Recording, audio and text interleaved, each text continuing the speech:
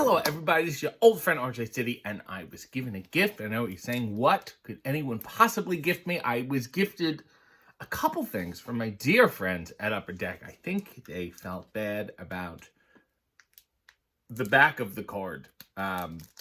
This is my card. They gave me a few of them. Will I give them away? Will I sign them and give them away? Will anyone even want them? Will I keep them for 20 years and then try to sell them for a higher price at the garage sale? Who's to say? Here's the silver one, the most common. But this is the gold announcer's Upper Deck. Gold. Just says gold. And of course, the back says, RJ City has awkwardly made the transition from in-ring competitor, backstage interviewer, and host. His uncomfortable personality is tolerated by the AEW audience. I want to know who wrote that. I don't want them fired. I just want to talk to them. Might be a teachable moment. Might be a good lesson for us all. But they went a step further instead of taunting me with these cards. I don't know why I stuttered there. You know, these words affect me in the back of the card. They affect me. They hurt. To see one on one card is a fun joke. And then to see dozens of them, it begins to affect you. But the Upper Deck people gave me the whole box, 12 cards per pack, 12 packs per box, is the AEW 2024 hobby box. Is that what we're calling it? Hobby box?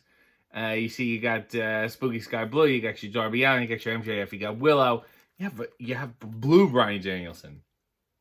Randomly inserted, blah, blah, blah, blah, blah. It includes one autograph, one memorabilia, and one tech card on average, it says. So let's see how good the averages are. I'm having difficulty opening this. I'm going to go through one pack a week. I think that's the best thing to do here. Let's spread out the content. Let's not blow it all at once. It's not going to be an hour-long video. Made a small hole here. And, you know how good my track record is opening trading cards. But this is like a company directory to me. This is like a little scrapbook. And here's the perforated. Here we go. It's right here. Pop this sucker out. There we go. Whoa. I'll let everyone see that. That's a nice sound. Nice, fresh box that opens up. Is that it? Just opens like that? Yeah, okay. All right, so you get the gist, right? Okay, there we go. Here's the first fresh pack there. It tells you all the numbers of the things. Be on the lookout for autograph and memorabilia cards featuring AEW stars. Well, who else would they feature? May contain time-sensitive redemptions. Oh.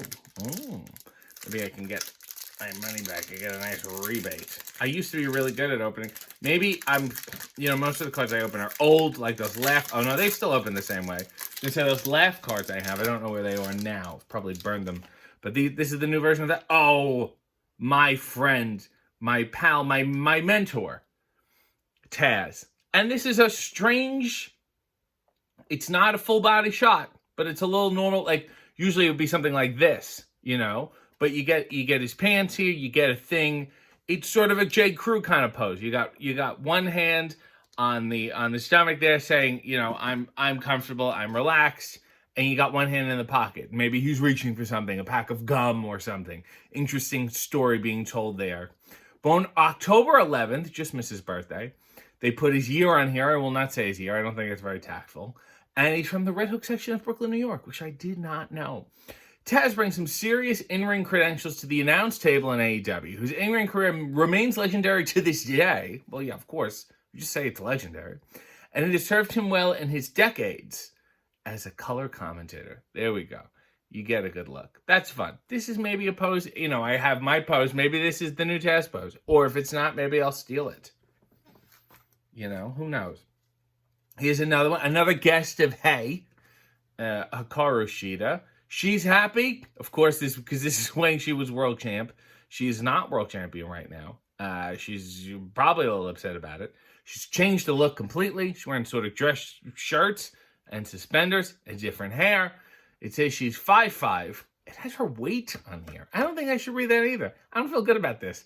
These cards are giving away too much information. Born June 11th. Also won't say the year. In Kanagawa, Japan, which we talked about on Hey. The Great Wave off Kanagawa. Look how much I know. Hikaru Shida defeated Saraya on Dynamite title Tuesday, October 10th, 2023 to make history in history. history in AEW. The victory started her third reign as AEW Women's World Champion, a first in the promotion. Isn't that lovely? Here's somebody who I have not had on Hate, but I would really very much like to. Kota Ibushi, and they flipped to the shot. This is a good, I guess it's a good shot. Sometimes these shots are weird. I know they pose for things. Why don't you use the pose shots? Very confusing. But here he is, looking great, looking serious. Some sort of catastrophe is about to happen in the ring. Height 5'11", weight 205, born May 21st from Aira, Kagoshima, Japan. I will ask him about that at some date. Kota Ibushi made his in-ring debut in AEW tag team with his former friend and partner, Kenny Omega.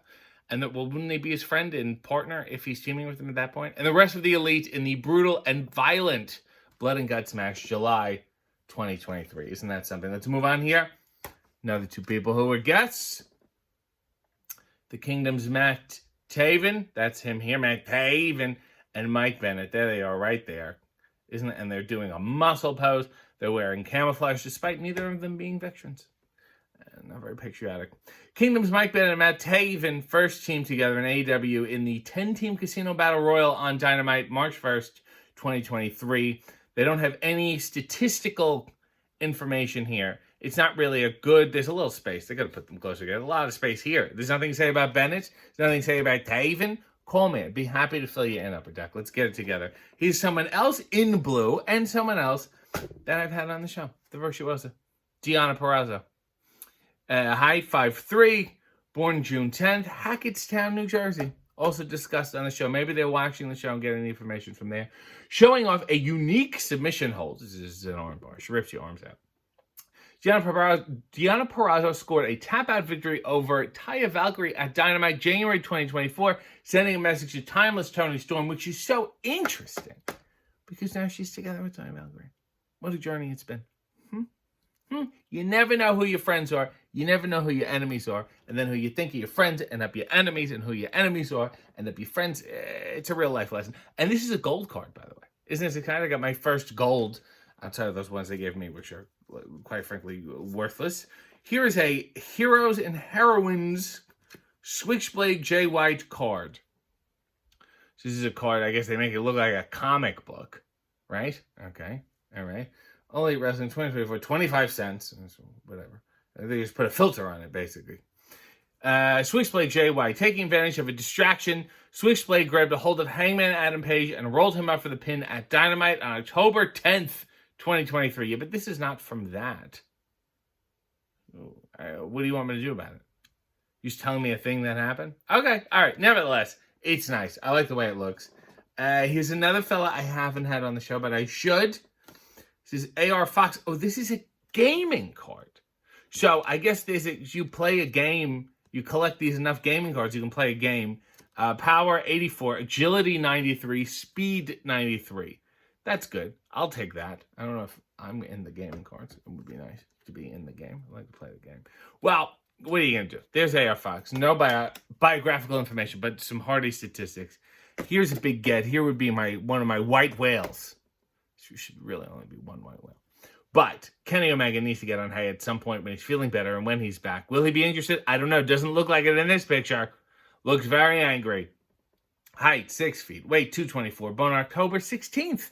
Winnipeg, Manitoba, Canada. Kenny Omega landed the one-winged angel on the massive Brian Cage to pick up a win for his team in a special street fight on Dynamite November 15th, 2023. I don't know what it's a special. It's a special street fight. Like a street fight isn't bad enough. You can't just say street fight and people will be upset.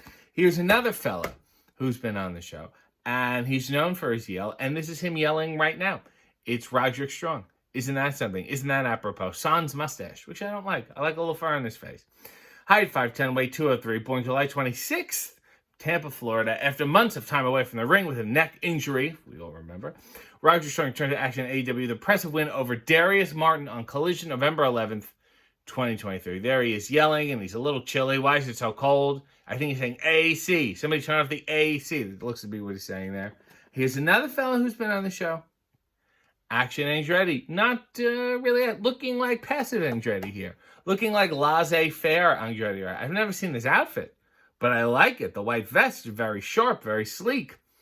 Height, 6 feet. Weight, 185. Born February 1st, Philadelphia, Pennsylvania. Action and journey helped score his team a victory when he teamed with Top Flight to battle Elio, Vikingo, Commander, and Penta in a jaw-dropping trios match at Rampage December 15th, 2023. There he is, dropping jaws.